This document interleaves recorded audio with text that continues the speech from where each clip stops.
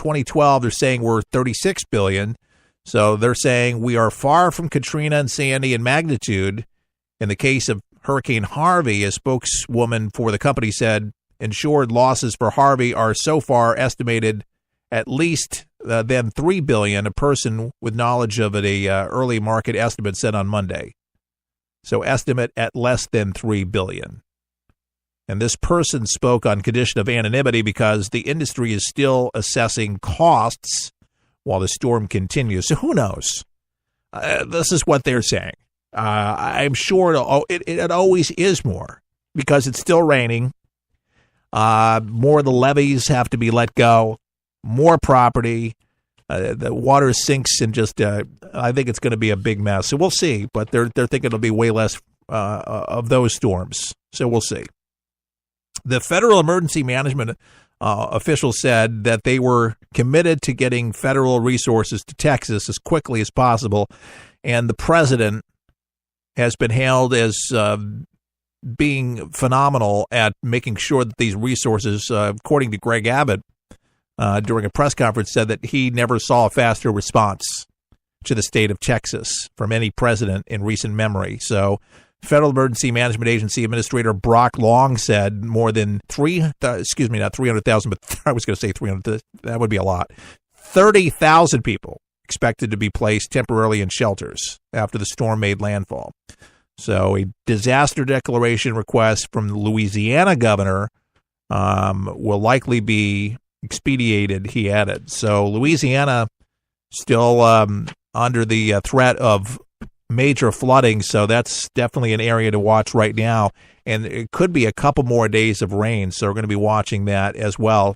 6 of Texas onshore oil refineries, we talked about this last week, representing about 500,000 barrels a day, are offline following this hurricane, with offshore rigs evacuated voluntarily, and then regional dams and the Houston dams remain concerned.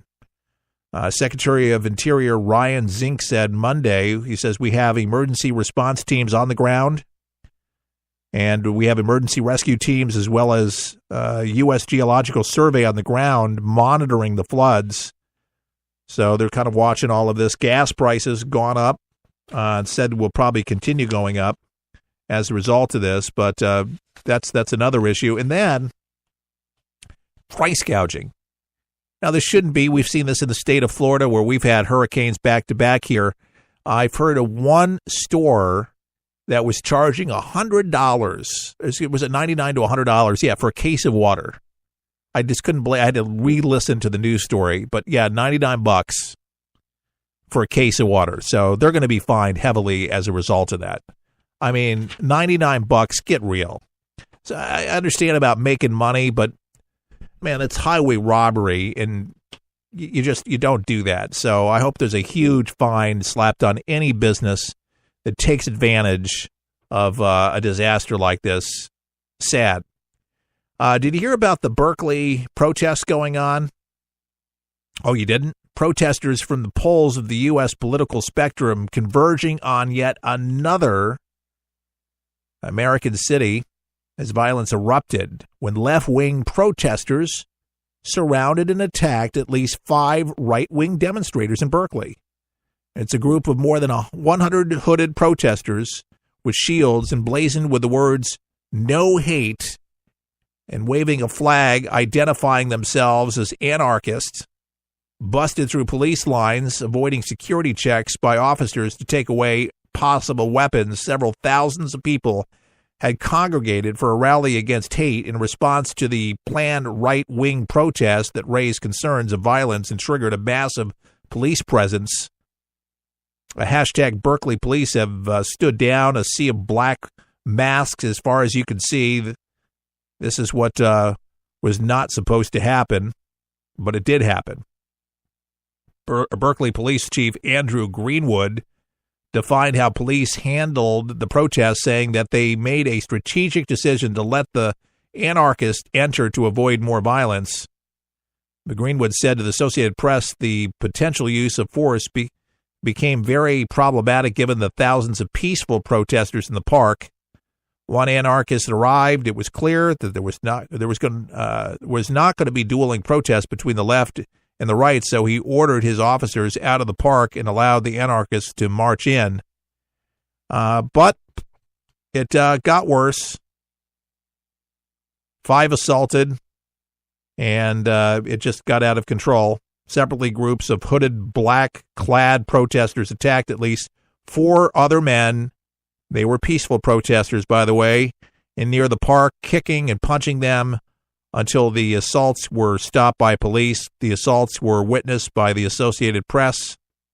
Anti-rally protesters chanted slogans, "No Trump, no KKK, no Fascist USA," and carried signs that said, "Berkeley stands united against hate. No Trump, no wall, no USA at all." And they're the ones evoking the violence. They were the ones that actually assaulted. Yep. You can be against the KKK. You can be against the neo-Nazis, the white nationalists. But hitting people violently and doing these particular things, that's not solving your issue. You talk about these things. You debate these things. You don't get violent.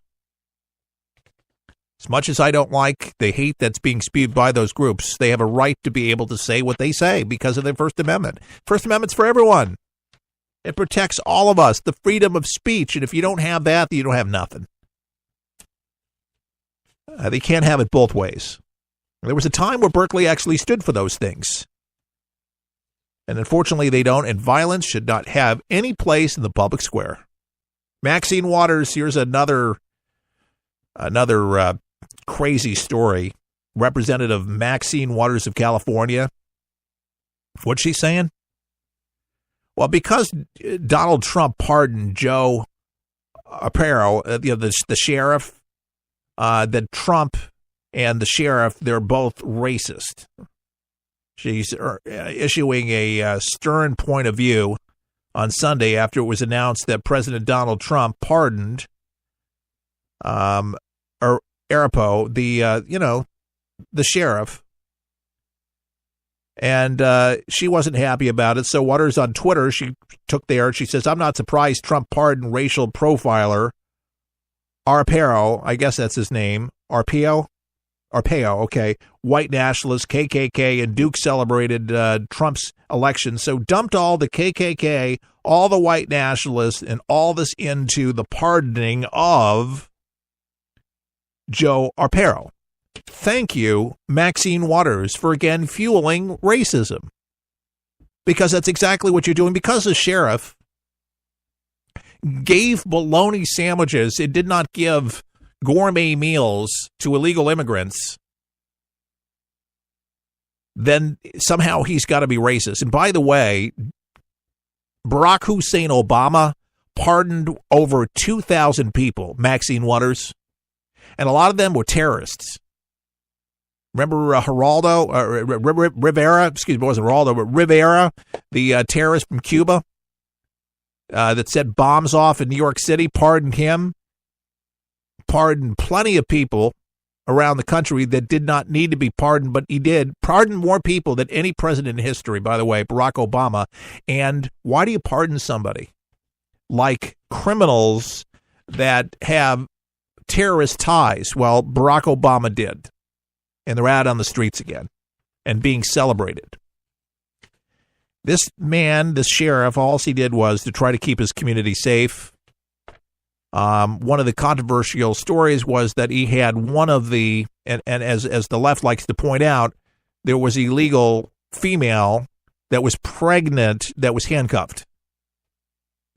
There's plenty of handcuffed prisoners that get into custody or under custody that are handcuffed. They're just as dangerous, no dangerous than, they're not, oh, she's pregnant, she's not going to be a threat. So no handcuffs. There's not a protocol saying you don't handcuff a pregnant person. You're not handcuffing their uterus. But here it is, Maxine Waters fueling the, I'm not surprised.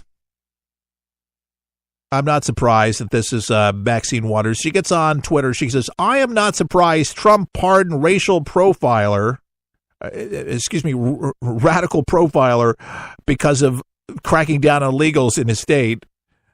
Arpaio, white nationalist, KKK, and Duke celebrated Trump's election because he is one of them. Notice how she put Arpaio as a white nationalist and then celebrated, and then Duke and the KKK. This is the left. This is what they do. They put everything in the kitchen sink in this. So reaction to Waters' comment was mixed. Many supporters who were liberals referred to as Auntie Maxine and cheered her on. But her rhetoric after blaming Trump for the Charlottesville attack, Waters called Trump's White House the white supremacist house.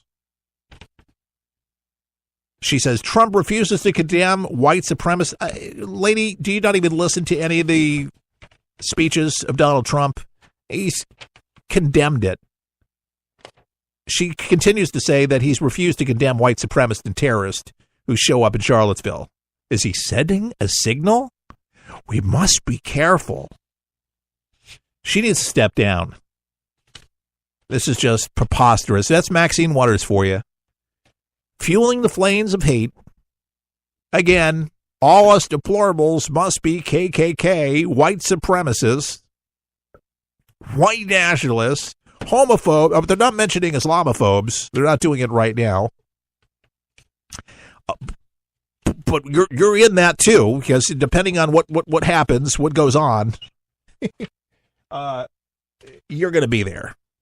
On my Facebook page from Nina, one of my buddies had sent me some information about a story that he came across about Donald Trump expected to overturn an Obama administration policy that prevents local police departments from receiving surplus military equipment. So the Trump administration considering overturning an Obama administration policy that bans surplus military equipment being used by local police departments.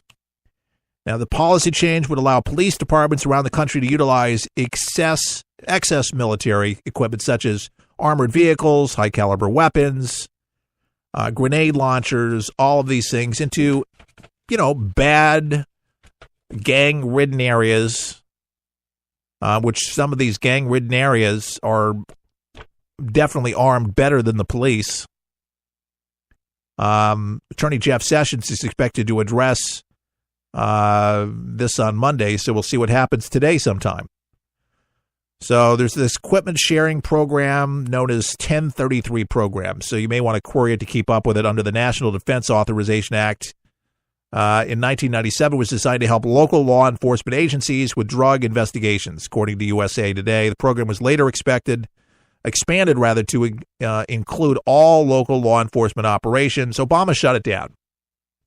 Now, there's the good side, the bad side. There's people that don't like it because they feel like, they're in a war zone. They don't like to see these armored vehicles, and they feel like it's just an abuse of power, that police officers should not have stuff that the military has. There's going to be the abuse of power regardless of what it has, but people say that's just too much. Unfortunately, gangs have, cop killer bullets, all sorts of unbelievable rocket launchers, just things that will overwhelm a police officer. There's places in St. Petersburg down the road from me. Police say they don't even go there. They won't even go into other areas because they know that they're just loaded to the gilt with firepower and ammunitions. And some people own thousands of guns. Some are under investigation. Some of them are rated and some are not. I just think proper training is really key for any of this to move forward when having this conversation, that training is essential for all police departments to know how to use the stuff, to use it responsible.